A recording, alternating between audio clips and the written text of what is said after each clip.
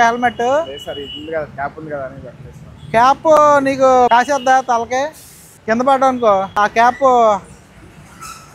protect చేస్తుందా నీ తలకి మరి మరి హెల్మెట్ ఎందుకు అలాంటప్పుడు పడేసి రావాల్సింది మళ్ళీ ఇది ఎవరి కోసం తెచ్చావు పైన పడకుండానా పైన పడకుండా హెల్మెట్ క్యారీ చేస్తున్నావు అంతేగాని నీ సేఫ్టీ కాదు మరి సేఫ్టీకి అయితే హెల్మెట్ పెట్టుకోవాలి కదా చాలా దూరం నుంచి వచ్చేటప్పుడే హెల్మెట్ ఇంపార్టెంట్ అర్థమవుతుందా దగ్గరలో అంటే ఇప్పుడు నేను ఇక్కడే సార్ అంటే చెప్తే అది అర్థం ఉంది నేను చాలా దూరం నుంచి వస్తున్నాను సార్ హెల్మెట్ నేను పెట్టుకోను సార్ అంటే అదేం సమాధానం అబ్బాయి హెల్మెట్ పెట్టుకో ఉంది కదా